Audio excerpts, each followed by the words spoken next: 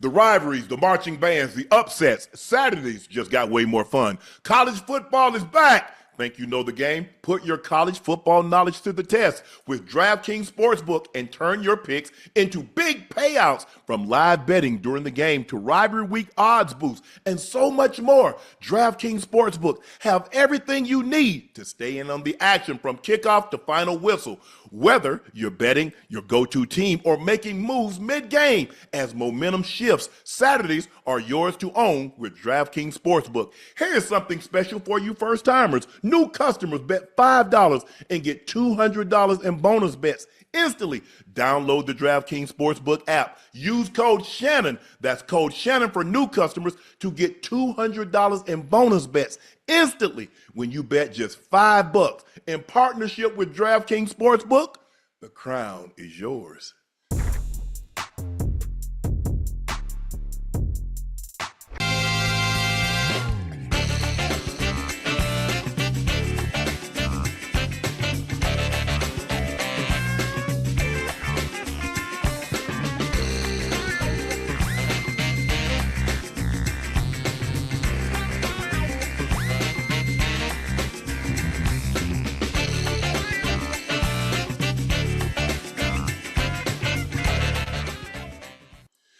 Hello, ladies and gentlemen, and thank you for joining us for another episode of Nightcap. Y'all know me. I'm your favorite Unc, Shannon Sharpe. My partner and co-host is having technical difficulties.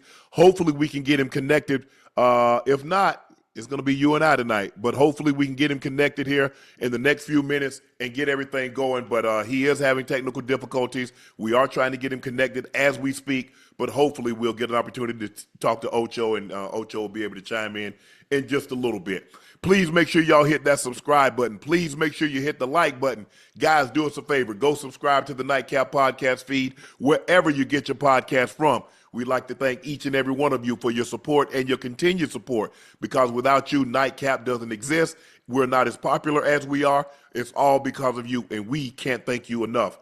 My Cognac Laportier has a new drop, and this one's personal. I've created a limited edition release to honor my brother Sterling's induction into the Pro Football Hall of Fame. It's not just a bottle. It's a tribute. It's a celebration of a legacy. And once they're gone, they're gone. The Hall of Fame edition is officially live. Just head over to LaportierCognac.com to grab yours while you still can. Don't miss a chance to own a piece of history and a very, very special moment. Excuse me.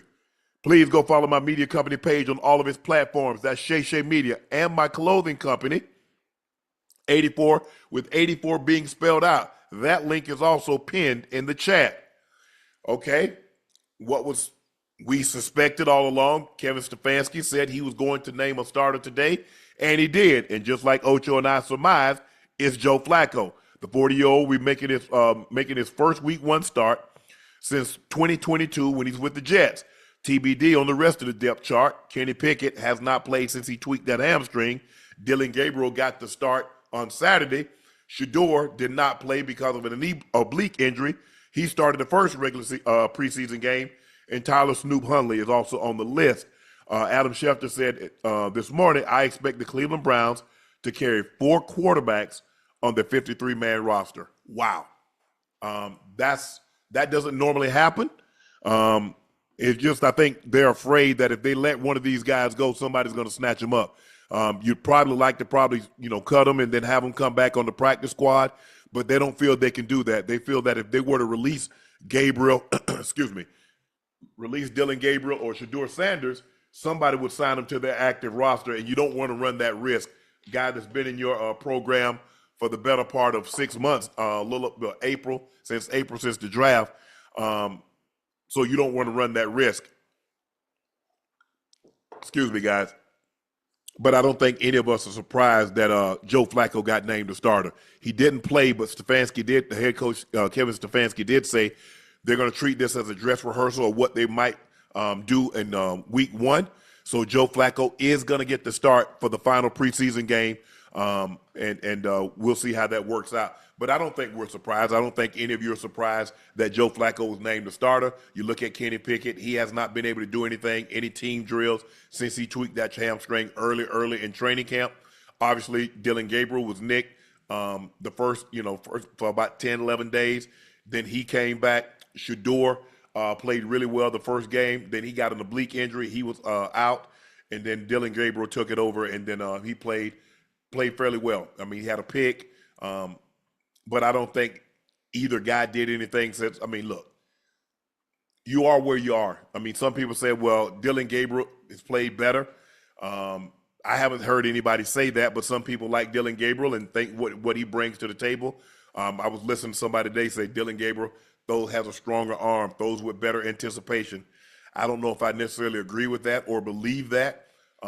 It's going to be a very tough decision, but in order for them to carry 4 quarterbacks, that means they're not really sure, and they don't want to make the mistake. Nobody wants to make the mistake and get off one of these quarterbacks, have him go somewhere else and play really, really well when we had him in our fold. So that's what I deduce from that. Cleveland put themselves in a bind by signing Joe Flacco to a 1 year.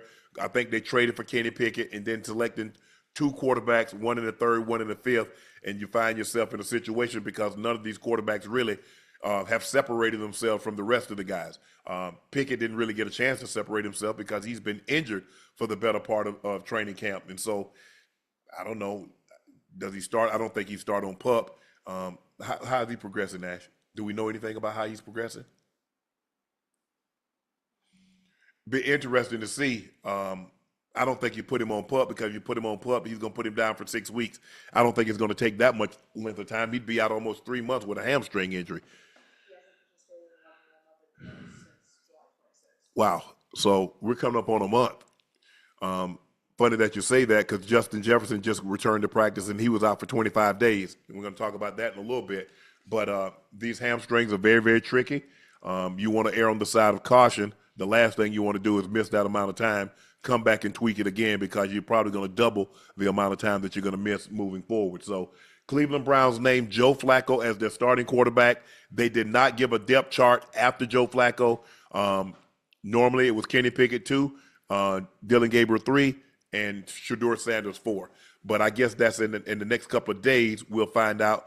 We'll see how healthy Shador is. Is that oblique healed well enough for him to get some action in the final preseason game? We'll see. But Joe Flacco named starter for the Cleveland Browns to start the 2025 season. Titans quarterback Cam Ward got into a scuffle with DT Jeffrey Simmons in camp. Cam Ward and defensive lineman Jeffrey Simmons got into a scuffle on Monday. Ward threw a touchdown pass to Calvin Ridley. Toward the end of practice and went over to celebrate. The rookie quarterback stopped, gave Simmons a shove before doing the trademark Zombieland celebration in front of him. Simmons reacted with a 2-hand shove to Ward's face mask. The offensive lineman came running to help to Ward's defense. I think we kind of had a conversation. We kind of had a conversation about this a couple of days ago. I wish Ocho's connection would get fixed because this is what I wanted to ask him. I think both guys need to be smarter in a situation like this. That's your starting quarterback. You're only going to go as far as he take you, Jeffrey. So you don't want to do anything to hurt that guy. He's the number 1 overall draft pick, and all your hopes and aspirations are pinned on his shoulder. Now, Cam, that's your teammate. I mean, come on. And been a long day at practice. They said this happened towards the end of practice. And anytime like that, guys are frustrated. I didn't want you to score, but you stop and celebrate my face. I'm not feeling too well. That might be the reaction that you get. But normally teammates, I couldn't imagine, to be honest with you. Have John celebrated? Yeah, absolutely. But I couldn't imagine a defensive lineman doing something like that to 7. I don't remember being on a team where a defensive player would do that to the quarterback, understanding how important the quarterback is to the team's success, especially the starting quarterback, maybe the second or third team, something like that. But the starting quarterback, nah, I can honestly say in my 14 years, I've never been in a situation where I've seen something quite like what's being reported coming out of Tennessee, where the quarterback throws a touchdown pass late in the ball game. He shoves Jeffrey Simmons. I don't know why he shoved Jeffrey Simmons, but if you shove one guy, you should probably expect to shove back. I'm just surprised that he shoved Simmons to begin with. maybe I shouldn't be as surprised that Simmons shoved him back, because at that point in time, I'm not looking at you as a quarterback. I'm looking at somebody that shoved me, and I'm going to shove you back. Glad nobody got injured. The offensive linemen did what they were supposed to do, run to Cam Ward's defense. That's what's supposed to happen. Somebody attacks your quarterback, you come hell or high water, you defend that guy. Right, wrong, or indifferent, you defend your quarterback. We'll address it, and we'll figure it out later. Hey, man, don't do that. Hey, you're too valuable. Don't get into no shoving matches. Don't say anything to those guys. Let them do all that talking. We don't have to worry about that.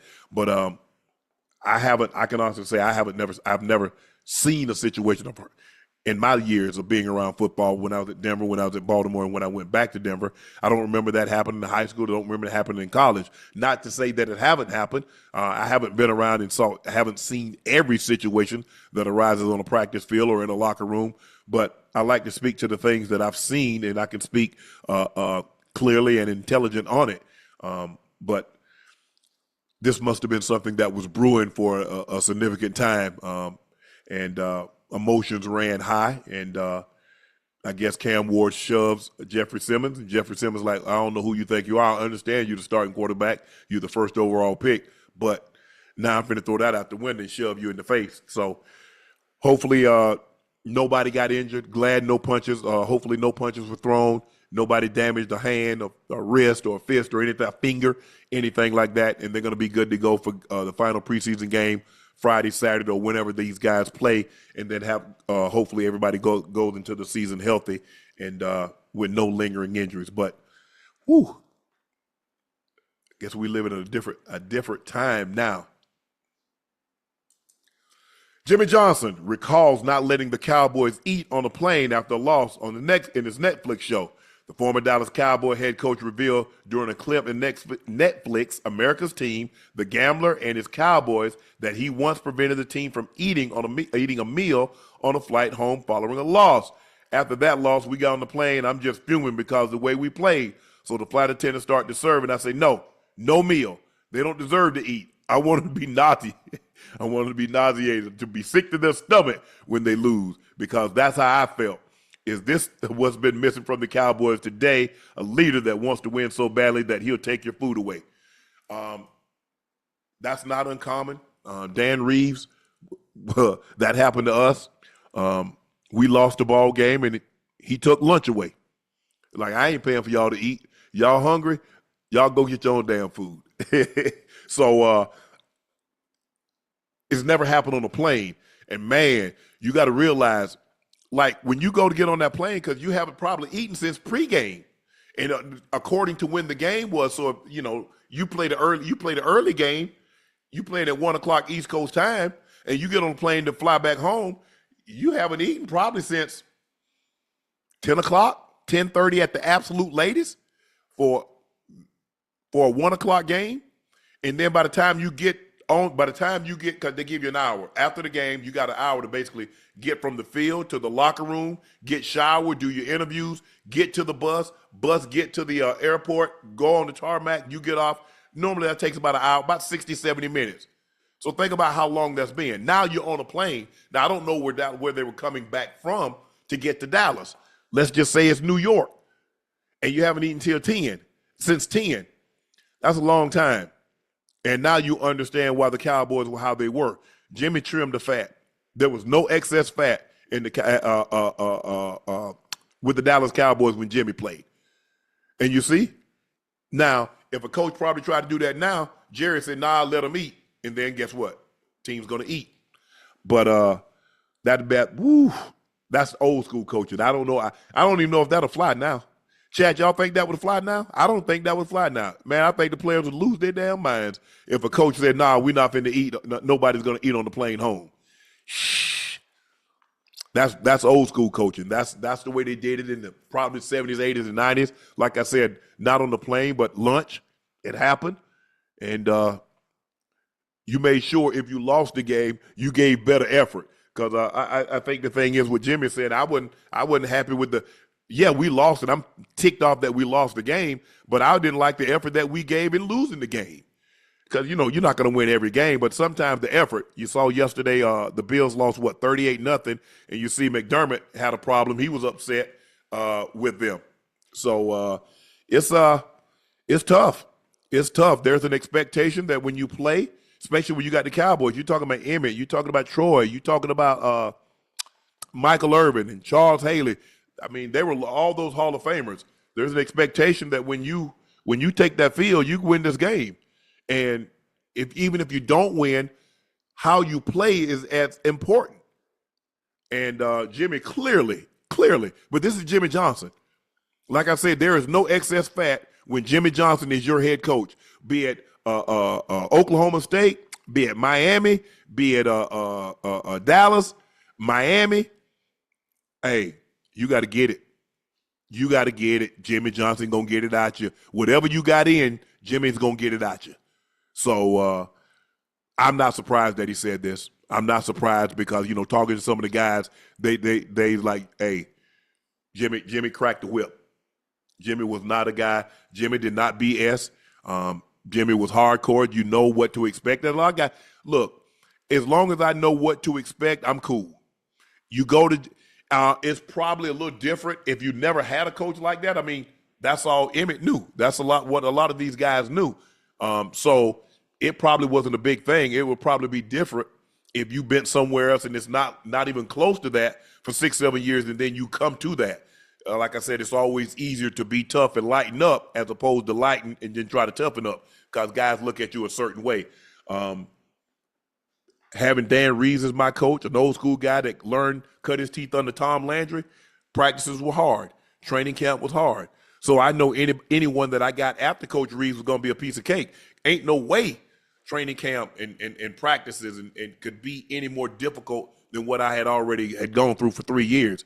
But I'm not surprised by that. I'm going to make sure I watch this because I want to see, you've heard a little bit of the stories, but to hear Emmett and hear, obviously talking to Emmett and we came out together in 1990 and the playmaker and I are good friends, but to hear Jimmy from his own mouth, to hear Troy and hear some of the other guys talk about it, Coach Prime is in it, to hear some of these guys talk about it, that's going to be, I think it's going to be very, very good. And it explains to you why the Cowboys had the success that they had in the early 90s, especially under Jimmy. They had a down year in 94. Well, they didn't have a down year. They went to the NFC Championship game, and then they bounced back in 95 when they get time to come over from San Francisco. They win the Super Bowl in 95, and it's kind of hadn't been back to a championship game since they went to the Super Bowl and won it 95 season, 96. So we're approaching 30 years in which the Cowboys have not gone, whatever terminology you want to use, to an NFC Championship game. That's a long time when you talk about America's team and when you talk about some of the better players that they've assembled on that team. You look at the All-Pros, you look at the Pro Bowl players that they consistently have year in and year out. There's no excuse for why the Cowboys haven't gone to an NFC Championship game, at least multiple, considering some of the teams that have gone into an NFC Championship game. So I think a lot of you guys are Cowboy fans or Cowboys haters want to see why the Cowboys were so successful in the early 90s. And I think watching this will give you a glimpse into why, how he practiced, how they met. Hopefully they tell the story about the guy that Jimmy, I'm sure they are going to tell the story about Jimmy cut a guy that fell asleep in a meeting. And, he cut one guy because he fumbled the football last game of the season, so they cut him. And then they cut another guy they cut because he fell asleep in the meeting. And a reporter asked him if that was Troy that had fallen asleep in the meeting, would he cut him? He said, no, I'd have woke him up. It just goes to show you treat everybody fair, but you don't treat everybody the same. That's Jimmy. Coach Prime sets his punishment for any player that hits the quarterback. For the players who violate the rule, consequences range from up, down, stadium runs, etc. This is definitely an old school way of disciplining players, but do you think this style of punishment can work in the NIL era, where guys may transfer from one up, down? Whoo-wee. I don't know if this style of punishment worked, because I think some guys are already looking. You can't really coach a kid. Now you coach a kid hard, he'll jump in the transfer portal. Somebody offered him $50 more than what you're paying him, and you ticked him off, or he didn't get as many reps as he thought. He didn't get as many targets as he thought. He didn't play as many plays as he thought. They jump in the portal now. This is real business. This is like a real job. Like I'm on a job and I don't like my boss. I quit and go find me another job. Leave you high and dry. And that's just the era that we're living in now. What Coach Prime he's trying to get his point across. The last thing that you want to do is have your players hurt one another. I'm glad to see our technical difficulty guy is joining us. You got us, Ocho? Yeah, boy. I'm sick than a motherfucker. Can you hear me? Yeah, I got you. Yeah. How about them boys tonight? Boy, y'all defense steals some trash. Wait a minute now. Let's not do that. Let's not do that. Now we look very bad on the first two drives that the Commanders had the ball. They took their starters out. But we look better from that point on. Let's be optimistic. Let's be optimistic about the situation. Ocho, did you see how they ran down the field on y'all? Yeah. I can tell you who blew the assignment. Who blew the assignment? The Mike backer. He didn't scrape over the top. He went underneath. He's scraping underneath. You knowing you can't get there underneath and all that. He tried to shoot the gap hard. He tried to pull a Ray Lewis on him. What are we doing? What are we doing? And they did it twice. Mm-hmm. Did it twice. And the guy bounced right outside and he gone. We had a conversation last night. I said, Ocho, I want to see their backs, and it'll give us a better understanding why Brian Robinson Jr. is on the trade block. Well, we see why he's on the trade block. We saw those two backs from Washington. Now it makes sense. I don't know how much you could speak for yourself, but it makes a ton of sense to me. It does make sense, but obviously Brian Robinson, we've seen what he can do. Mm-hmm. And I just saw some reports, obviously doing my little homework, talking about he runs a little bit timid, not hitting the hole, and just stuff like that. I'm not sure if the injury history is probably a cause of that, but obviously they like the young bulls, especially Bill. He doesn't want to be called Jacob. His name is Bill. Bill. Hold on. He got three. Rodriguez? No, the other one. Koski. Cause what's his full name? The one that Jaden Daniels got the ball back for? Yeah, yes, sir. Okay. He said he want to be called Bill. I'm gonna call him Bill. Okay. Yeah, 30 rush attempts, Ocho, for 185 yards and 2 touchdowns. You look at it, the two top guys, 17 rushes between the two of them for 108 yards. And y'all got Lovu. Everybody in the stadium, everybody at home knew the Bengals were not going to snap that ball at the 38-yard line on 4th and 3, except you. Yeah. And you jumped off sides. Everybody. Nobody. When they start doing all that motion, when they bring the guy outside, they bring him to the backfield, then they sprint him out there. They're not running no play, bro. They're trying to get you to jump off sides, and you did it. Yeah. I get, Ocho, we get New England, the Eagles last year. Remember on the goal line, and he jumped off sides like 4 or 5 times in a row. Yeah. And the officials say, if you keep doing this, we're just going to award them the score. Mm-hmm. I get, okay, fine. They're going to score the tush push. They're going to score anyway. But in a situation like this, these kind of plays will get you beat. Yeah. Guess what? Guess what happened, Ocho? Didn't they go right down the field and score a touchdown? Yes, we did. I want to talk about how good our offense looked, except that second series. That second series with Joe Burrow and the number 2s. Yeah. I don't know why he did that. Joe know better. He pulled back all the running and scrambling. Throw that thing away, Joe, because you don't want to take any unnecessary hit. Unnecessary punishment, yeah. Outside and then he got bailed out again because Brown got beat, and Wise just happened to horse collar him. Mm-hmm. They're gonna have to do a better job of protecting Joe. But Ocho, your offense has to look good because that's where all your money is. So wherever your money is, that's the side of the football you're really gonna have to win on. Yeah, most definitely. Look at the Broncos when we played in the 90s. TD, myself, John, Zim, Rod. Yeah. So that's where the money was. So that's where we had to be. That's where we had to be. Yeah. So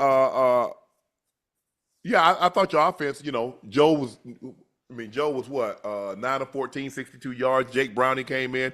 But Jake Browning, he plays well. When asked and given the opportunity, Ocho, he plays well. 16 of 25, 159, 2 touchdowns. Desmond Ritter came in there, threw one pass. He was 1-1 for 7 yards. And they were going down the field again, and then Josh Johnson threw a horrible interception. Yeah. Old Josh, boy, that's my dog there, man. Good to see Josh. Good to see Josh still out there, man, working and working and working. I like it. Yeah. Hey, he don't collect. He collect his own jerseys. Hey, he ain't got no other player. He ain't got no other player jersey. You know, you trade jerseys. Hey, I just collect my own. He got about 14. I think he's been on 16 of the 32 teams. 16 of the 32. Damn. Yeah.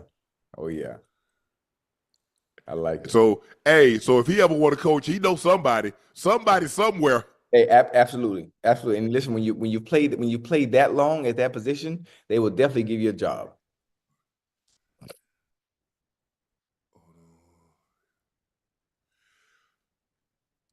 Is he signing it? Who's that? Our special guest. Or you ain't tell me. I thought I sent it to you. Here he is, ladies and gentlemen. He's a generational talent and a revered voice in the modern hip hop. He announced tour dates. Dark Aura Tour, a 25-city headlining run, kicks off October 16th in Boston. The tour comes off as an announcement as his highly anticipated new project, Lonely at the Top, that's out August the 29th. Here he is, ladies and gentlemen, Joey Badass. Joey, what it do? What up, Unc? How's it going, man? I'm doing man? Good. How you doing? Man, I gotta say, like, y'all really shoot the show this late? We really shoot every time. Yeah, man. Yeah. Let me ask y'all in LA, huh? Nah, I'm in Miami. Ocho in Miami. Okay. You see, Miami, that's that nightlife. No. I don't. Hey, Joe. I don't do the nightlife. I don't do the nightlife. So I take a nap during the day, so I'm able to get up, to be able to do the show. So I'll be okay. You see, you understand the program. I don't understand the program, so I'm like, I'm over here fighting sleep. I'm like, yo. Well, shit, I mean, you in that green room. I mean, like you developing pictures or something. Like you work for Kodak. Damn. Yeah, this my studio room right here, and it's like, part of my ceilings, right? Like I had a little leak. Nah, you all good. But you know what? But check it out. I never fixed it because I was like, you know what? I like that. It kind of remind me of like the old days. Keep you hungry. Yeah. So I keep it raw. Keep it raw. Tell us a little bit about the album. So yeah, Lonely at the Top is out August 29th. This project is it was made in a short amount of time. I want to say this is probably like the fastest I've made a body of work. I mean, a lot of things transpired for me this year musically, and it was really just kind of pushing my pen. You know what I mean, in a way where it's just like, I'm just kind of eager to get the music out. Lonely at the Top means to me is like, kind of looking around and you being at the top of your success and you realizing like, how much isolation you find there on the other side. You know what I'm saying? Like, I'm sure you guys can relate, but like being on that life journey and, you're dealing with things like survivor's guilt and, you wanting everybody to come and things like that. But what you find on that other side, for you to make it is like, sometimes it's a isolating feeling, you know what I'm saying? Because you gotta block so many things out to maintain that balance, you know what I mean? So that's kind of like what this collection of music feels like for me. Is kind of like a reflection of where I am today. Yeah. Right now. You get that a lot. Yeah. Coming from the background, and I'm sure we kind of all come from very similar backgrounds, but no matter how big a bus is, no matter how big a plane is, there are X amount of seats. And everybody ain't meant to fly on that flight. Somebody meant to catch the next one. Everybody ain't meant to get on that bus. They meant to catch the next one. And so what we have to do, what's hard sometimes, is figuring out who's supposed to be a passenger on our bus, who's supposed to be a passenger on our plane. That's because you do feel bad because like you said, you've been around a lot of these people your damn entire life. Absolutely. And I got the analogy that I use is like the Aladdin's purple carpet. You know what I'm saying? Like if you got 100 motherfuckers on there with you, like you ain't Yeah, going it ain't gonna nowhere. take off. It should barely levitating off the ground. You know what I'm saying? Like I'm trying to go to the mountaintop, so it's like I got to keep it light. You know what I Right. mean? So I could ascend and Yeah. Hey, everything. Joe, but how do you balance that? How do you balance that? Obviously, coming from where you come from, most of us have the same background, and those that we grew up with, once we start to sin in our respective craft and whatever it is that we do, a lot of people trying to go along with us, they complain. Oh, you hating, you ain't real no more. You not taking me on this journey that you yourself has been Mm-hmm. working to do. So how have you been able to navigate with those when you have an album coming out, it's lonely at the top, Right. but those that feel that they deserve to go along with you. And Well, if I'm being completely honest and completely transparent, I think that I am still on the journey of learning how to balance that. You know what I'm saying? I think it is a matter of continuing to find that balance. You know what I'm saying? Like, different things do it. I think the strongest thing is putting God first. Like that is my grounding factor right there. It's like, remembering God as often as I can on a daily, and remembering that this journey is a predestined path, if you will. You know what I mean? And it's just like I am doing what I can at each given point in this journey, applying the wisdom that I can to make the best moves. You know what I'm saying? And, sometimes you might look like, yo, could I have done that better? But you know what? That's part of the growth as well. You know what I'm saying? That's part of like reflection and all that. It's part of it for sure. You're one of those old, like, now I don't know how many true lyricists that we have. And I hate saying this, Not a huh? lot. Not enough. It's not It- enough. it- It's not. that's my point. Because it used to be, you had the KRS ones, you had Kane, you had Rock Him, Right. you had LL, you had Slick Rick, you had the Scarfaces, you had guys that was literally on point. And now Right. it's different, but you want to take it back because a lot of the OG lyricists originated Brooklyn, the Boogie Down Bronx, KRS-One, all Mhm. those guys. So It's the mecca. Yeah, the mecca of it all. absolutely. Do you Mhm. feel that's what's missing from hip hop? Um, I would say that first of all, I'll say that I don't like to look at it as I'm taking it back. I like to look at it as like I'm taking it Okay, you forward you advancing it. because I'm living in this Gotcha. time. You know what I'm saying? And there's a Nina Simone quote that like has always resonated with me. She said like, music is gonna reflect the times. I'm paraphrasing it, but something along the lines of that. And I always kind of stay cognizant of that because I think that we are in an interesting time, which is why the musical landscape looks the way that it Mm. does. Because as a society, we are prioritizing certain things, and that's coming out in our subcultures, if you will, like especially the music. But if anything, I look at it as a purposeful position to be where I'm at and to represent what I represent. Because, like, in a world full of just like godless behavior and just vanity and stuff like that. I try to keep my balance by spreading a message when I can and being purposeful when I can and upholding a certain level of skill, effort into my craft. hey, when you talk about that skill and effort and being able to maintain that balance when it comes to to being a lyricist, the sound of music in general, from the 80s to the 90s to the 2000s, obviously to date, 2010s to now, the sound changes every 10 years. Has it been difficult for Right. you to adjust to what the sound is at the time, or do you just stick to your guns and say, listen, I don't care what it sounds like right now, I'm going to stick to what I've always done and what has worked for me? Or do you make changes? Um, and in all transparency, I've definitely found myself at certain points in my journey, trying to adapt, if you Right. will. But like, where I'm at now, I think I'm at a space where it's like I no longer necessarily care to Mm. adapt.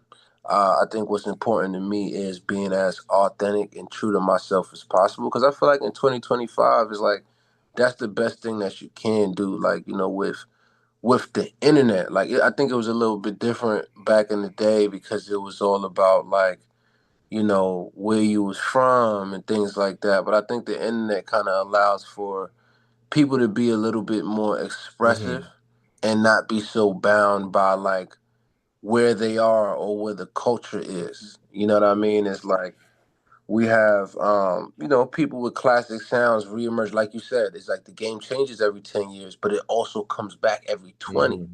You know what I'm saying? History repeats itself in an interesting way. So I think, you know, right now my focus is definitely just what is my authentic voice at this time? What is true to me at this time? What do I want to convey? How do I want to convey it at this time? And I think that I use that as my guiding light, my North Star, and not like what the landscape of the game is per se. Like there's a small awareness of that, obviously, because you got to know the league that you in. You know what I mean? You guys can relate to that. You know what I'm saying? You got to know the playing field or whatever. But for the most part, I play my game. You know. But that has to be hard because if you do something over and over again, it's like I wish you give us something new. And when you give them something Oh new, yeah. I wish you go back to the old stuff because I see that a lot of times. Guys like, man, I wish you would do something else. And when they do something else, now all of a sudden, man, I want that. Oh, I like the old stuff. So how does someone evolve if every time they give you something that you're not used to seeing?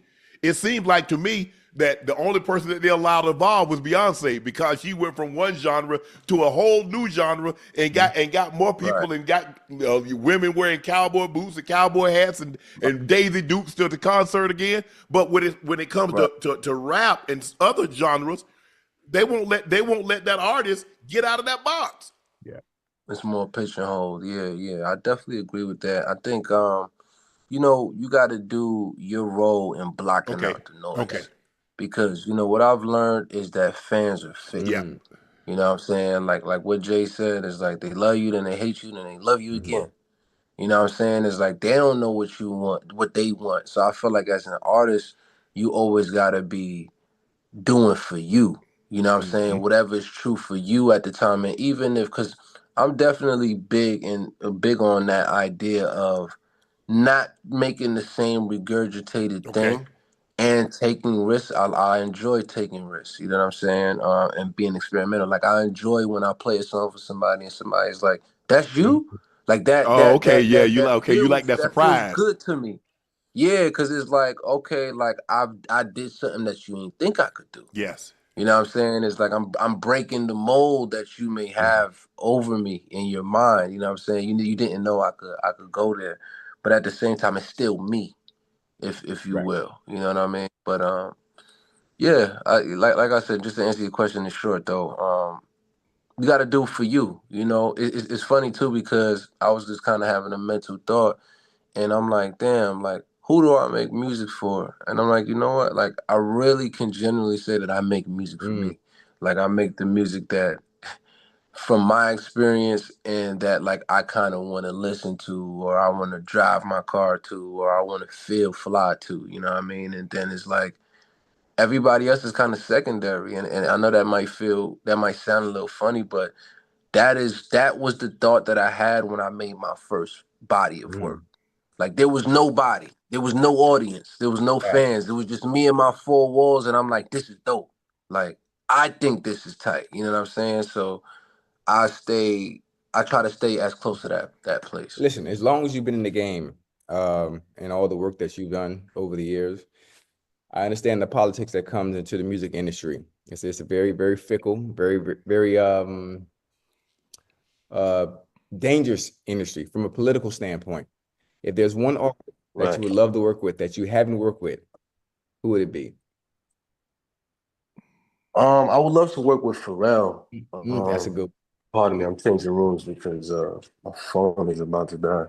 Telling y'all, I was I was fighting sleep for real. But yeah, Pharrell is definitely somebody who I've always wanted to work with. And we've crossed paths many times. We just haven't been able to. Joy, did you pay your light bill? Oh, did I pay? You funny. Damn. If I ain't know, but that's where you Yeah, I like keep Abe it dark Lincoln up in in that here. thing. Yo, Get a I'm trying to candle or tell something. y'all, yo, Unc, I don't think you heard. I don't think you understand. Like, it's bedtime over here. You know what I'm saying? Like lights is out over here. Yo, where you at? Where you live at?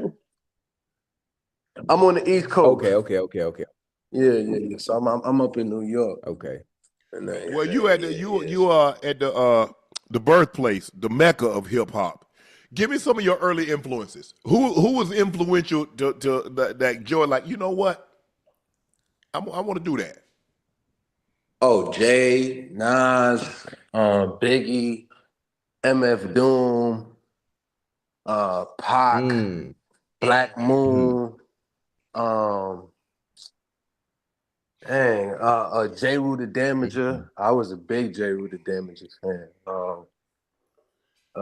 Who else? Shit, even R&B, man. Shit, even more new generation. Lil Bow Wow. Y'all remember Yeah. I was a kid in that era, so like seeing Lil Bow Wow do his thing did a lot for me because I was like, oh shit, I could do that. You know what I mean? Hey.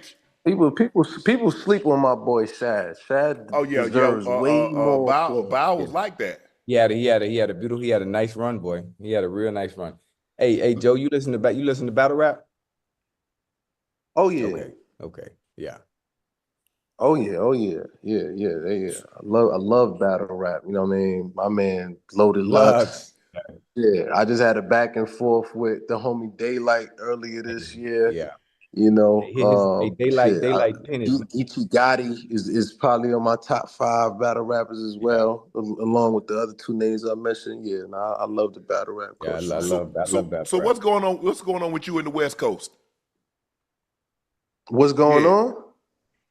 Oh, we cool. We cool. We had a little lyrical squabble. But it wasn't about nothing. It was just, everybody wanting to show that they the best. Right. So yeah, we got down a little bit. It was fun. Oh, okay. But I just didn't know you guys were still on that type of time. Yeah. Like, I mean, listen, it was all in good faith, and I'm grateful for that. You know what I mean? I made a statement at the beginning of the year, and one of my records, and some rappers on the West Coast took offense to it. I didn't mean offense to it, but at the same time, I respected their perspective. Right. And we pretty much just traded some bars. Made the better pen win. Made the better pen win. Indeed. Do you kick it with anybody, or you a soloist? I am by nature now in this phase of my life. I am solo a lot, but yeah. Like when you say anybody, you mean like rapper friends You type got of thing, like the homies that you kick it with, that's in the oh game. yeah. Like JID is a great friend of mine. Corday is a great friend of mine. ASAP Ferg, Denzel Curry. Like those are my guys for real. And then it's like, I got a bunch of people just scattered throughout the industry that are really solid individuals, and I've been rocking with for a long time for sure. But you know how it is, like, as a man, you get to a certain age, it's just not what it was in the early 20s and in your teenage years, when it's like you hang with people every day and stuff like that. It's like we all got our own, like, the older you see, once you get to a certain age, you get to pick your friends. It ain't like when you were in elementary school, junior high, and high school, and everybody just around. Oh, that's my friend. That's my friend. Nah, as you get older, you get to pick your friend. Hey, and you notice you pick less and less of them. Mm-hmm. Yeah, that's you got true. less that's time. True, man. You got less time to vet them. Mm-hmm. No, that's a fact. I've always heard the saying, "Pick your friends like you pick your fruit." Because shit, I be in the fruit aisle in the grocery store for a minute, like looking. Yeah, that's why. See, that's why you got to wash your fruit when you get home. You hear what he's saying? He done had it in his hand. He done thumped it. He done tossed it up like it's a tennis ball. That's a good one. Yeah, you got to wash that apple off for sure. Hey, so check this out. You made your television acting debut on a U.S. network. You try to do any more acting? Oh, not trying, brother. I am. Oh, you doing? Okay.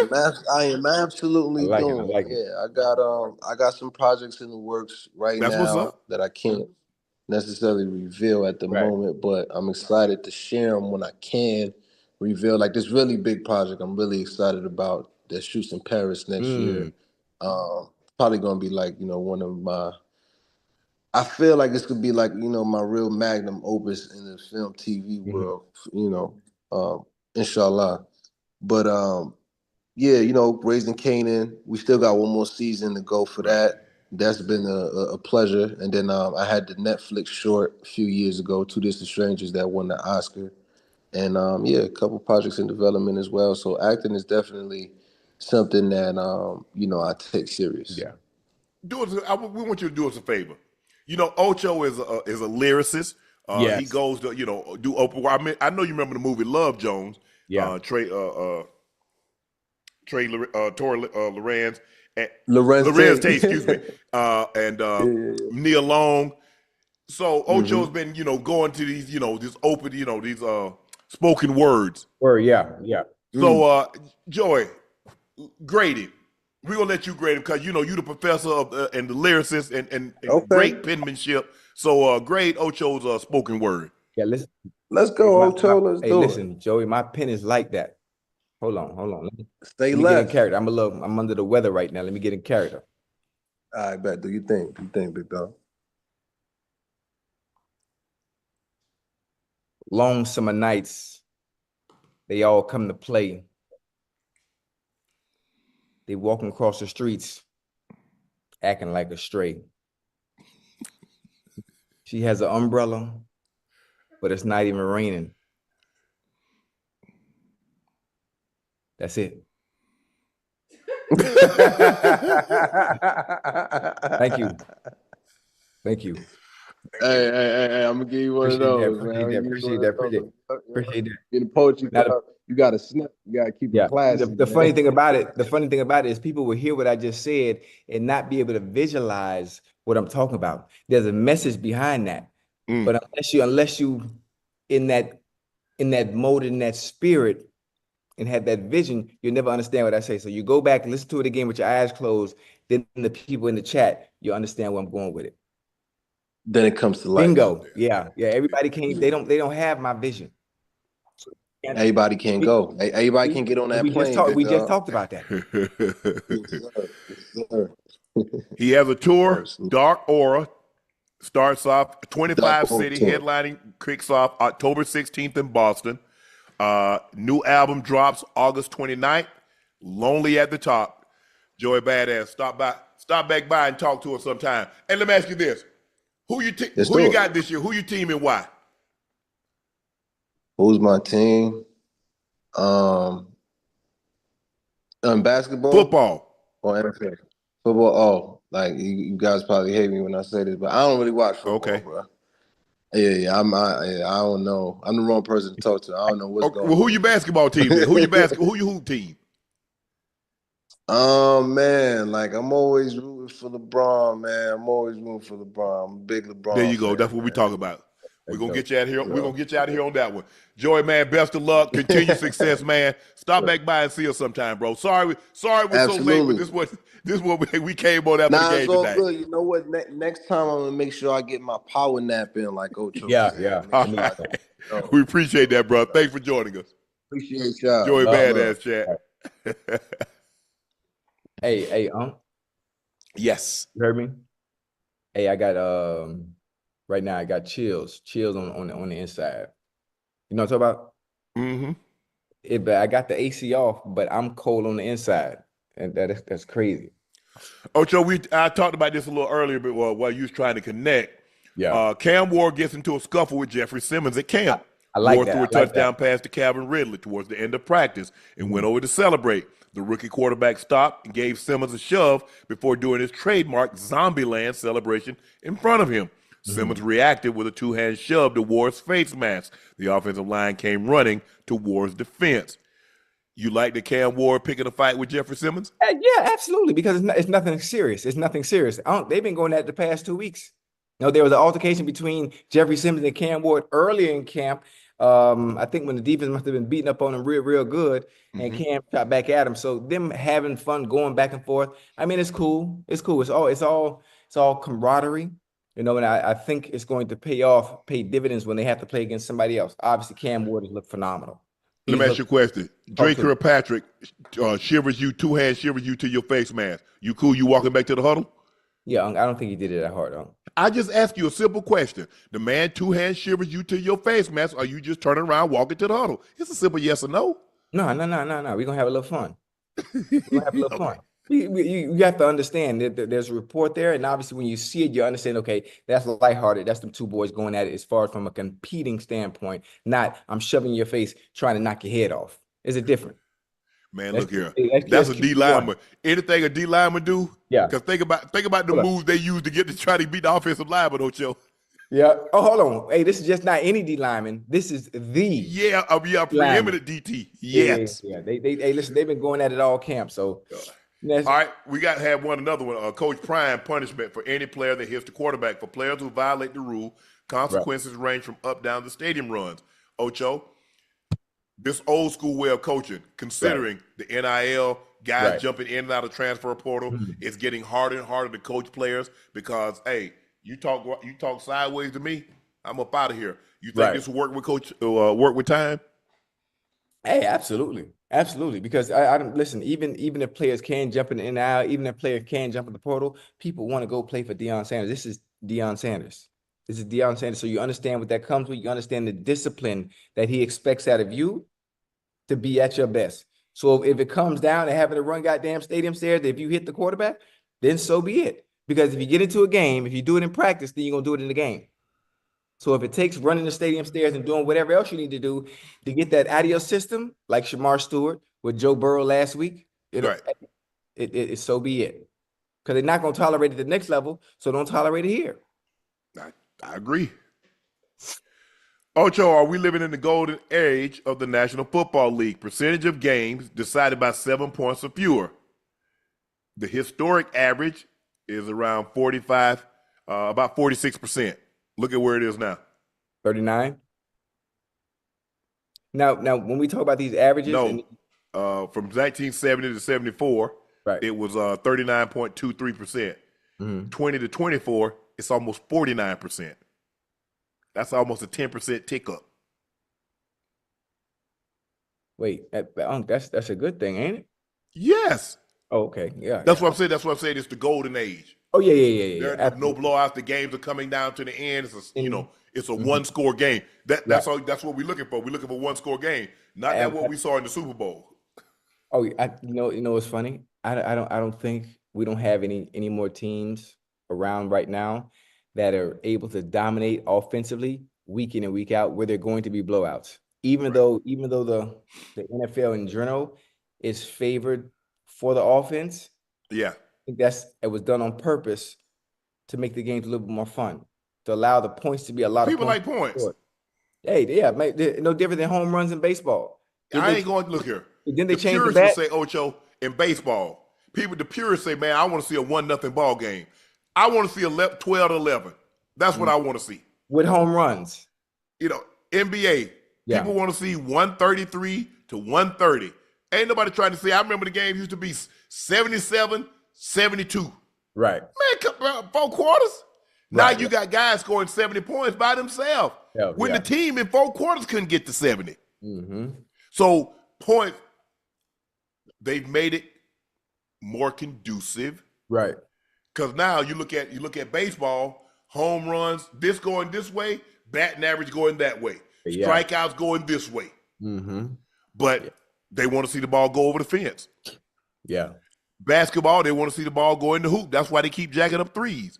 In football, they want scoring. Yeah. That's why they handicap the defense too, huh? Protect the quarterback, protect the receiver. Yeah. Entice them to throw the football. Because if I'm paying a guy $60 million, I'm paying the wide receiver $40 million. Think about it. The highest paid running back is basically making $20 million less than the highest paid wide receiver. So what does that tell you they're trying to do, Ocho? Throw the damn ball. Oh, yeah. And your quarterback making 55, 60. I'm not paying Joe Burrow no $55 million to have him turn around and hand the ball off 35 times a game, Ocho. I'm not doing it. I'm sorry. And you understand why he's in the gun 98% of the time. Yes. So that's what the league wants to see, but I'm glad, unless somebody, you turn the ball over now. You turn the ball over, Ocho, the game can get out of hand, like we saw with Kansas City in the Super Bowl. Right. But normally, if it's teams are right there comparable, you're gonna get a good game. You're gonna get a good game. But I do think we're gonna get the golden era of football. Ocho, DraftKings built the NFL team of the best nicknames of all time. Who should be added? Okay, you got the Honey Badger, Tyrann Mathieu. You got Ted Hendricks, who was the Mad Stork. Sean Merriman, Lights Out. You got Hacksaw, Jack Reynolds. You got the Tasmanian Devil. You got the Assassin, Jack Tatum. You got Prime. You got Ed Too Tall Jones. You got the Fridge, William Perry. You got the Kitchen, Nate Newton. You got the Minister of Defense, Reggie White, rest his soul. Dick Knight, Turing Lane, rest his soul. And then you got Andre Bad Moon Rising. You got Big Phil, Highway 63, Gene Upshaw. Bag of Donuts, Pork Chop, the Intellectual Assassin. I don't know nothing about him. Megatron got a cool. Legatron, Beast Mode, Broadway Joe, the Face Cleaver, and the Avatar. I mean, some of them they just Is made that Jimmy up. Graham? Is that Jimmy Graham as the Avatar? Yes. I mean, listen, all of these NFL nicknames are good. They're all good, but we all know who the best nickname is of all time. They ain't got you up there, Ocho. Oh, that's defense. I guess we got to ask them. No, they got offense. They got offense. So yeah, Andre Rising. Listen, Bad Moon. Yeah, they had nicknames, but I really embodied what it meant to have a nickname by actually changing my name and reinventing myself in the prime of my career. That was from a branding, marketing aspect, so which makes it obviously the greatest nickname of all time, because I really bought in to the character in general, and that character in general has carried me years beyond the game of football. Hell, I ain't took a snap in goddamn 30-some years, but these are all. I mean, I like the Intellectual Assassin. Who is that played for the Chargers? Is that Ron Mix? The Intellectual Assassin. That's a good one. And you know, they don't have Walter Payton. They don't got Sweetness on there. The Intellectual Assassin. But hey, listen, Ochocinco.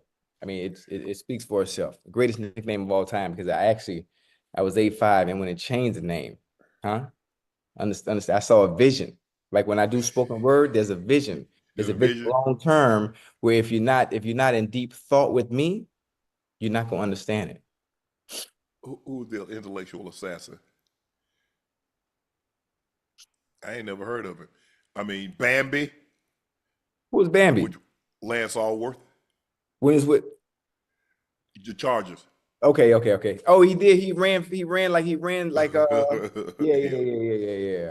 And he was Jack Tatum was the assassin. Yeah. No, the Intellectual Assassin. The Chargers. He was the Chargers. John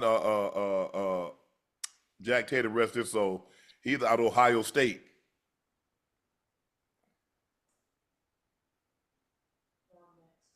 I thought it was Ron Mix. I think Ocho, I think he played like 12 years and had 2 holding penalties in 12 years. That's it? Yeah, thank you. That's exactly what I said. Jetta, Justin Jefferson, returns to practice. His first time in 25 days. He continues to recover from a left hamstring strain he suffered last month. He has a history of hamstring injuries. He missed 7 games in 2023 because of a hamstring strain to the other leg, prompted the Vikings to take a slow approach to his recovery. Today, he participated in warm-ups, individual drills, but sat out 7-on-7 and 11-on-11. Jefferson won't play in the Vikings' final preseason game, but do expect to start week 1. Yeah. He got some imbalances or something. He needs to get that looked at. Yeah. What do you think it is, especially when it comes to soft tissue injuries like that, Unc? What do you think that comes from? Because I don't think he has an injury history. Yeah, I don't, and he don't look like he quad dominant. Sometimes if a muscle overpowers the other, it will pull. So if you quad dominant sometimes or some, so he might need to get his hips. He might be out of line or something. Yeah. If you're fatigued, the muscle, weak muscles pull. Right. But I mean, you're dealing with elite athletes, and so I know they have the best physio and the best everything around. He might, maybe his mechanics are off or something, but he might need to take a look at that. Hey, I'm not gonna say nothing. I'm not gonna say nothing. Obviously, you know my stance when it comes on to soft tissue injuries. My stance on when it comes to getting hurt. But we know how valuable Justin Jefferson is to that team, and I'm glad he took 25 days and they went slow with him. I think he's a player that training camp would be beneficial, but to get him back 100% healthy, so Yes. he's not one that needs training camp like that. But I don't want him having to go from 0 to 100, without having the wear and tear that training camp brings. Because what's going to happen? You get to getting pulled and pushed. That tug. That's why I used to hate guys, man. Don't tug me. Yeah. If I beat you, just let me go. Yeah. I'm pulling Ocho and you tug me. Yeah. Now I'm gonna turn around and swing on you. Right. That's a tough division because we saw the Bears, and you and I both think the Bears are going to be better this year than they were last year. Absolutely. You say, hey, the Lions, I don't see them taking a step back. No, I don't. Then the Packers. You like the Packers. Jordan Love, that receiving core, Josh Jacobs. Mm-hmm. So that is a very tough division. You can ill afford. Now, they're already going to be the first 3 games. They're going to be without Jordan Addison because of some issues that he had off the field. Right. So they're going to be without him. And the last thing that you need to happen, a guy coming back from a soft tissue injury, and he retweaks it. Because now he's probably going to be down double the amount of time that he missed to begin with. Exactly. Yeah. I hope he gets healthy. I hope he stays healthy because I want to see him on the field. Bless you. Thank you. The man he covered his mouth after he done sneezed. Oh. Achoo! Excuse me. Like, damn. It creeped up on me. I didn't know it was coming. Oh. You didn't know it was coming, huh? Oh. He look Purell. What's that? Purell. Why you using that? I'm all the way over here. You get me sick. I'm gonna get you sick. I'm all the way in Miami. Hey, boy, that thing you got right there, that day, say you might have Ebola. I don't know. I ain't lying, don't you know what they say? They said they died in Liberty City. Say a monkey. Say a monkey got escaped. Yeah. Say the monkey had Ebola. Say one of them dudes from Liberty City bit the monkey. The monkey bit him. He had Ebola. Right. And the monkey died. Yeah, so if the monkey got Ebola, he beat the dude from Liberty City. What he got? Okay, you right. Ain't no telling. But I'm just trying to figure out how you sneeze and then cover your mouth and say, excuse me. Because it snuck up on me. I didn't know it was coming. Like that's what happened, Unc. When you're really sick, it feel like I got a fever. I thought you didn't get sick. How you getting sick and you eat fast food? You ain't supposed to get sick, remember? I know I'm probably going to be like this under one day. Matter of fact, you can hear my voice. I sound like Barry White tonight. You hear? Most of the time when I talk, I got a high pitched squeaky voice, but tonight I sound like really sexy, like for radio. Nah, I'm just trying to figure out. You told me, right? Chat, y'all done heard this man say eating them Big Macs and eating all that fast food, he don't get sick. I'm just trying to figure out what's really going on. That's it. Well, technically, I'm not sick. I'm still here. This is a minor setback. Are you sick? Did you not say you were sick? You just told us when you signed on that you were sick. Yeah, I'm good. So are you or are you not sick? Yes or no? Yes, at like halfway. Because if I was sick, I wouldn't be on here. So I'm able to work. So I'm not sick. So there's a difference. So look, if you work from home, if you work from home and sick and you can't work, right, something really going on. Yeah, I understand. But some people when they get sick, even if they are home, they can't do nothing. They can't function. See, I'm fighting through it. My body, on the inside, my immune system, they in there like this. Right. And they in there going to work. So on the outside, I'm cold. But on the inside, I'm cold. But on the outside, I got the AC off and I'm sweating. But on the inside, I got chills. I mean, it's weird.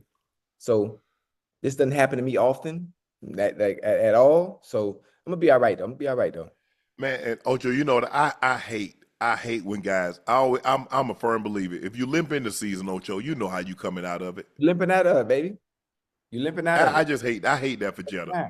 Cause man, you talking about off to a historic start. Absolutely. Oh my gosh. Yeah, I think it's going to continue though. I think it's going to be all right. It's going to continue. I don't. Like I said, that's an extremely tough division. You could ill afford to have him and Addison out. Plus, you got JJ McCartney, who's in his second year, but this really is first year starting. Right. You're asking an awful lot. You're asking an awful lot of a young quarterback to go out there and to do what you need him to do. Mm-hmm. What I just wanted to say, I just hope Jetta can stay healthy for the entire season because Yeah. they're gonna need him. They got no chance. They got no chance. Remember, KJ Osborne is in Washington. In Washington now, yeah.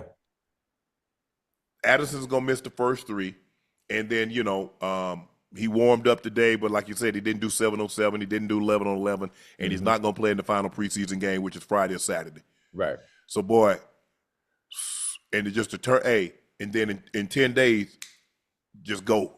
Yeah. Yeah. Yeah. I'm hoping he's gonna be all right. You too, because Yeah. like I said, he's on a historic pace. Yeah. Historic. The numbers that he's put up as far as yards, as far as catches, is just we haven't seen anything like it. We haven't seen anything like it. And got like I said, I mean, he's gonna have to go see some specialists and see what he's doing wrong that causes these soft tissue injuries. Because another guy, what he need to call Joey Galloway. Ask Joey Galloway what he did. Yeah, Joey was hurt. But see, Seahawks. Joey was a speed guy. Joey running 4.2. Yeah. Joey running too fast. Oh, so we got are we gonna burn him out in practice, or Right. we gonna let him take a couple of plays and then say that for the game? Right. I think Isaac Bruce dealt with some hamstring injuries also. I'm not sure. That's definitely a situation that he might need to go. Hey guys, y'all dealt with some hamstring injuries. How did you go about it? How did you play such a long time and get over those? Debate started on IG. Which year had the best quarterback class? 2018, you got Mayfield, Darnold, Allen, and Jackson versus Joe Burrow, Herbert. Woo! 2018, 2020, Ocho, what you got? Hey, that's a good one. That is a good one. That's a good one. You got three MVPs. Right. In one draft class. And you got a guy that's been to the Super Bowl and a guy that's been to the Super Bowl twice. You got two guys have been to 3 Super Bowls. Yeah. And one guy's won and one Super Bowl MVP. So what you going with, Ocho?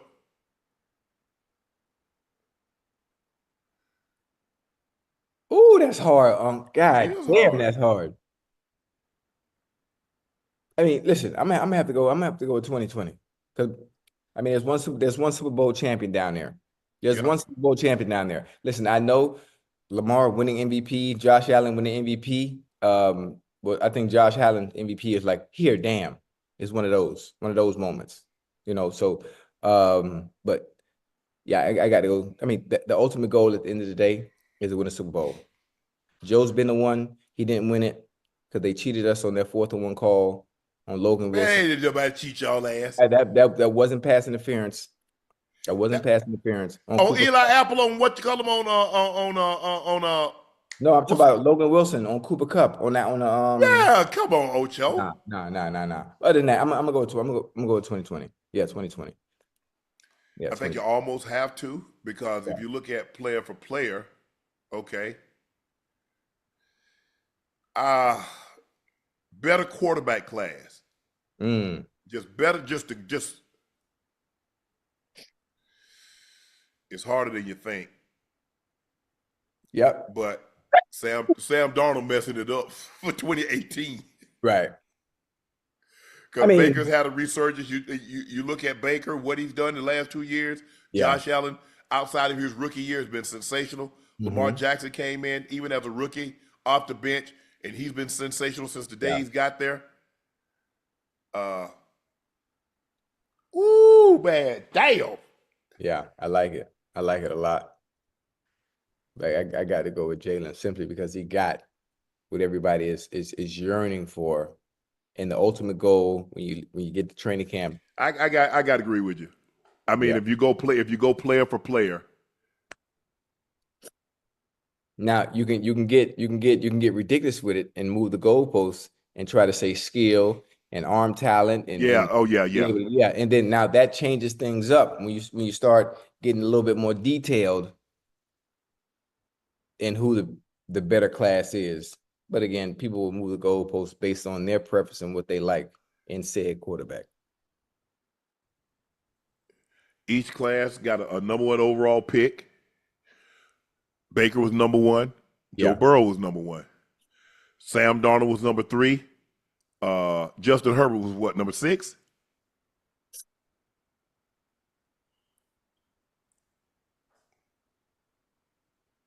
Sam Darnold was 3. Justin Herbert was what, 6? 6. Jordan Love was like 20 what, 26? Josh Allen was 7. Lamar Jackson was 32. Jalen Hurts was in the second round. Oh, Tua was in the 2020. Wow. Tua was in the 2020 also, Ocho. He was. Oh, he was. Yeah. Oh, Remember, he went before Herbert. yeah.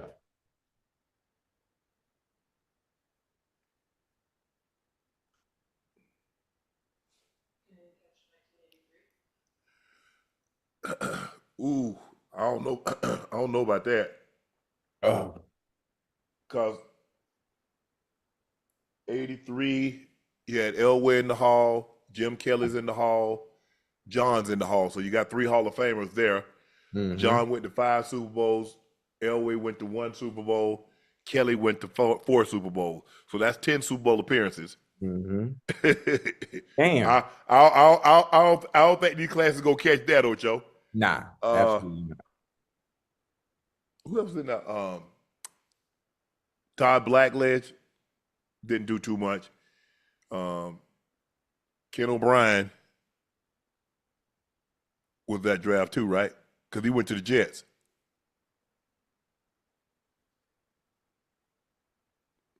John went 1 to the Colts.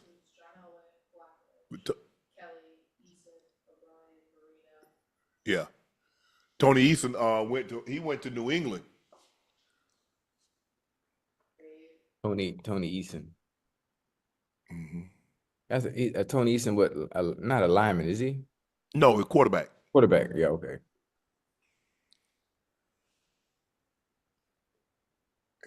A.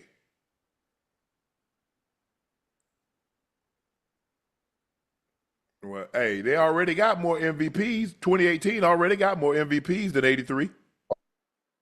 Because Lamar got 2 and Allen got 1, so that's 3. They only got 2 in 83. Elway got 1, Marino got 1. Right. This is a good one here. 2018 versus 2020. And they didn't even put 2 in there. Nah. Ocho, which duo are you taking? You taking Sweetness and AP? You taking Jim Brown and ED? You taking Barry Sanders and Marshall Falk? Or you taking LT and Emmett? Woo! Woo! Is that AD and Sweetness? Yep. Yeah, I'm going AD and Sweetness. God, hey, man, look at Jim. Man, Jim Brown won MVP as a rookie. I hear you. But I saw AD in his prime. I know. I'm going with all day and Sweetness. No disrespect to Barry. Barry's the real deal. LaDainian Tomlinson was the real deal. Ooh, that's a good one. That's a Marshall good one. Faulk? That's a good one. I like AD. And matter of fact, AD and Sweetness is really basically the same back.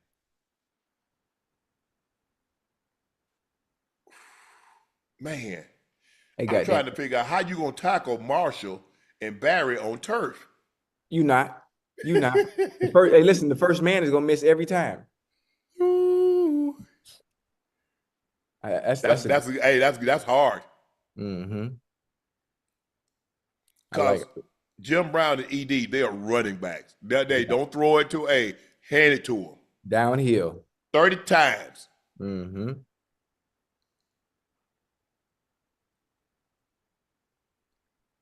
Yeah, I like Sweetness and AD, man. The boy was. Ooh, boy, that's a good one. That's a really good one. Yeah. Who you picking? Who you going with? Man, all them touchdowns. I mean, Emmett got like 160 something touchdowns.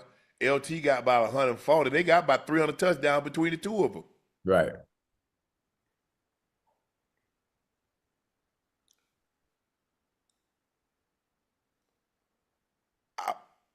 I'm taking Barry. Barry and Emmett. Barry and Marshall. Okay.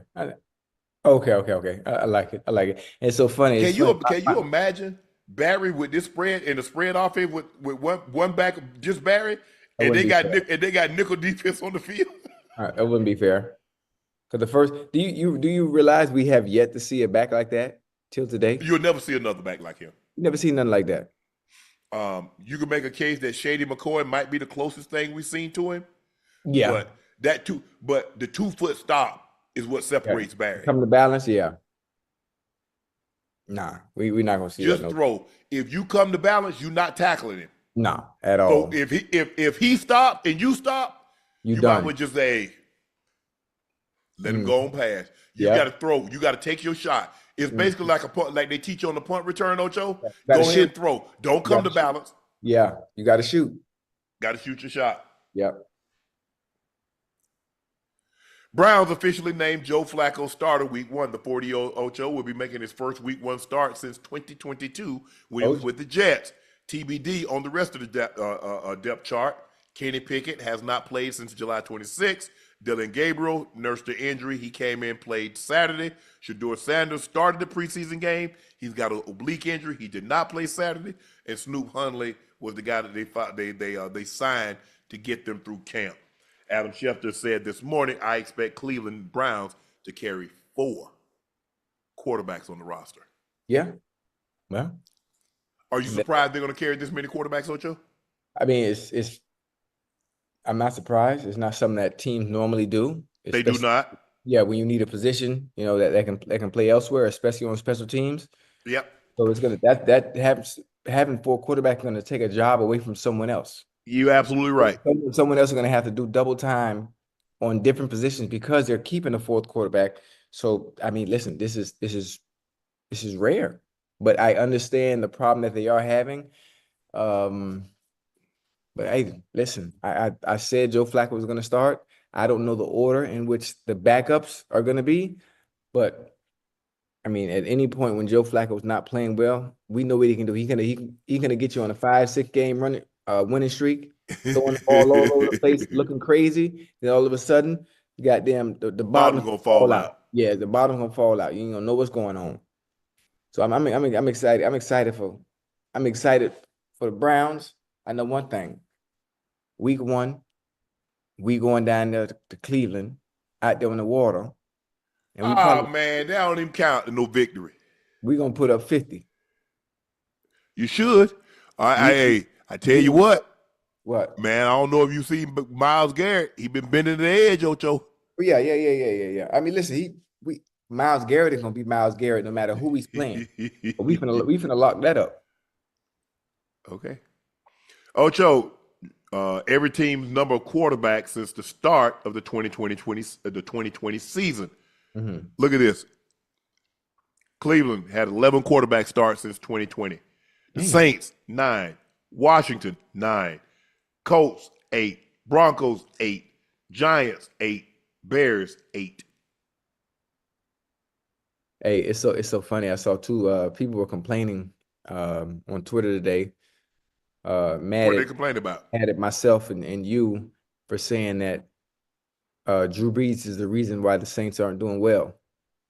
Because they chose not to draft a quarterback. You didn't hear the conversation. You didn't hear what we saying.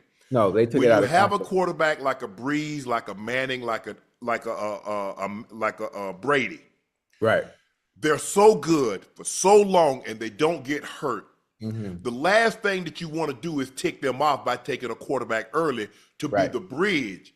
Coach Belichick was thinking, but he was starting to build the bridge too early. Yeah. That's what we mean. So Breeze was so good for so long, they're like, well, he gonna play forever. And when a lot of times, Ocho, it's like when it go downhill, it go down fast. Oh yeah. Oh yeah. And you saw with Breeze, I mean, you look at Breeze the year before. And then the next thing he gets nicked and it's over. Yeah. But what we ain't got nothing, Ocho, because we hadn't taken a quarterback in so long. Since when? Yeah. Same thing with Peyton Manning. Peyton Manning that had not missed a start. Yeah. He gets nicked. He plays the rest of the season. He has surgery in the offseason. Yep. Ain't the same since. So that's what we mean by that. We're not I'm just saying, we're not blaming him, but because quarterbacks and organizations don't want to kick that guy off, they're hesitant to take a quarterback early, especially drafted high. Now, you take a guy in the 6th or 7th round, 5th or 6th round, that ain't no threat. You take one in the 1st or 2nd round, that's a threat to him. Yeah. Yeah, now you're looking over your shoulder. Remember when Coach Belichick took Jimmy G? Oh, yeah. What did Mr. Kraft instruct Coach Belichick to do? Trade him. Get him up out of there. That's what we're talking about, guys. NFL players will no longer be punished for using a bow and arrow celebration. Eagles, old outside linebacker, how you say it, Jalick? Jalick Hunt was fined $5,600, $5,700 for using the bow and arrow celebration in the Super Bowl. But that's something the league will no longer penalize, according to referee Lan Clark. It's a weapon. Cupid, woe back your bow. What you think, Ocho? You like it? Yeah, absolutely. Let them have some fun. Let them have some fun. By all means. By all means. You know, I'm all for it. As long as you don't do any gestures that have to do with these, none of this. Right. No 6 shooters. The 6 shooters. Yeah, and no throat slash. Remember the throat slash? See, they used to let you do the throat slash. They won't let you do the throat slash no more, man. Yeah. Outside of that, man, just let them boys have some fun, man. Ocho, we got great news. Auburn will retire Cam Newton's number 2. Cam became the first SEC player to record a 2,000-yard passing season, a 1,000-yard rushing season. He had 2,854 yards, 1,473 yards rushing. He accounted for 51 touchdowns, 30 passing, 20 rushing, 1 receiving, while helping Auburn go 14-0 and winning the national championship against Oregon. Cam swept the major college football awards. 2000, he won the Maxwell, Walter Camp, the Manning, the Davey O'Brien, AP Player of the Year, as well as the Heisman Trophy. Ocho, I just got a simple question. Talk to me. Why won't Carolina show that man the love that Auburn is showing him? I'm not sure, huh? I'm not sure. He said, remember I think we did a topic, was it last year, that he took his son and there were no pictures of him on the wall at the facility? Oh, that's right. He did say that. He did say that. I don't know, huh? I don't know. That's something we would have to probably ask him. That internally, I'm not sure how things. No, we have to. You can't ask Cam because Cam don't know why. We need to ask the organization. Yeah. Tepper. Yeah. Ain't no telling. Ain't no telling how things ended with Cam. Even though we came back, it's no telling. You'll never know. Especially for a quarterback of that magnitude that did the things that he did for the Carolina Panthers. Yeah. Took him to the Super Bowl, won an MVP, Rookie of the Year. Yeah. Pro Bowler, All Pro. But that's amazing. Congratulations, Cam. Congratulations, Cam. Very deserving. I can make a case that's the greatest college season for a quarterback. I know Joe numbers. Right. But Joe ain't putting up those numbers with the receivers that Cam had. He ain't doing that. And I don't know. I think he had one. I don't think he had an offensive lineman. I mean, did anybody play more than a year in the NFL on Cam's team? On the offense? Because I know he had a defensive lineman that went like, I think, top 10 to the Lions. But if you look at his offensive weapons and what he was able to do, Yeah. Well, Cam was a real deal back then. man, Cam was crazy with it. Mm-hmm. I mean, off the chain. Yeah. I don't know if we'll never see. Lamar had an unbelievable season. I mean, the year he won the Heisman.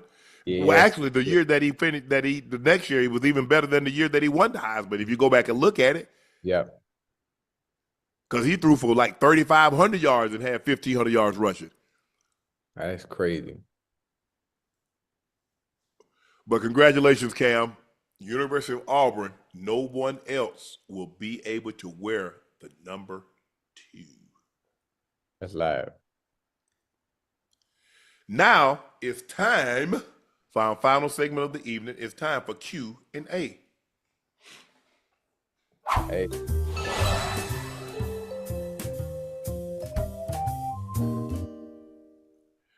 Alpha Body said Ocho sounded like Keith Sweat. What he making fun of my voice? So you sound like Keith Sweat. Nah, I sound like Barry White tonight. Kemper Norwood Jr. said, I have the Bengals going 10-6 this season, but they lose to the Broncos in week 4. I agree, Kemper. That's funny. Aaron Owen says, I don't know who's softer, Sharman or the Bengals defense. Bengals defense. Relax. Y'all relax. It's just the preseason. Just the preseason. Let's not get TJ Ryder said, hey, trade Terry for Trey. They don't need another receiver. They ain't finna pay no receiver. Another receiver? Man, they ain't finna have no $100 million receiving core. They already got a $70 million receiving core. Hey, he trying to play Madden. He acting like it's Madden. Apache Hall said, Unc Ocho, in wrestling, the word receipt means when your opponent hits you too hard, you owe them a receipt by hitting them harder. Is there anyone you played with or against that you felt you owed a receipt? Yeah. Brian Cox, when he's with the Jets. Brian Cox. Yep. Brian Russell, when he was with the Cleveland Browns. Oh, he got me too, though, when he was at Minnesota. Knocked me out cold. I'm talking about out cold. I was on the field like. Are you reaching for that rope? Yeah, man. He got me good. That was my one and only. Man. All them years. I'd never forget this, Ocho, and hold on. I'm trying to think, what year was it? It was 99. Uh-huh. And Greasy threw a pick, and I'm chasing, and I see him. I was like, man, let me go get. I think Victor Green picked it. Uh-huh. Man, I took like 2 steps parallel to the ground. I'm in the air and I'm cursing. B. Cox, I know that was your dirty ass. Ain't nobody. He told me, man, how you know it's me? I said, because He's like, man, he's like, Sharp, how you know it was me? Because I know it was you. Hey, that's funny. I know it was you. RSLF, MARO, I don't know how you say that.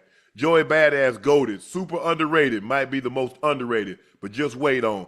Humble beast love, JB. Keep grinding, gang.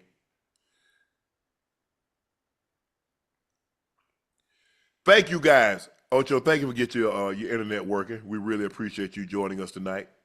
Appreciate that. Now I'm going to be We up all. want to thank you in the chat because you make it all worthwhile, because without you, this doesn't even happen. It doesn't even mean anything. So thank you guys again. I'm your favorite Unc Shannon Sharpe, my partner and co-host, Liberty City's own, Madden ratings adjuster, Bingo Ring of Fame honoree, the Pro Bowler, All Pro. He's Chad Ochocinco Johnson. Please make sure y'all hit that subscribe button. Please make sure you hit the like button, and do us a favor. Go subscribe to the Nightcap podcast feed wherever you get your podcast from. We'd like to thank you again personally tonight for joining us like you have so many nights before. You make it all worthwhile. Thank you again. My cognac Laportier has a new drop, and this one is very personal. I've created a limited edition release to honor my brother induction into the Pro Football Hall of Fame. It's just not a bottle. It's a tribute. It's a celebration of a legacy. And once they're gone, they're gone. The Hall of Fame edition is officially live. Just head over to LaportierCognac.com, Grab yours while supplies last.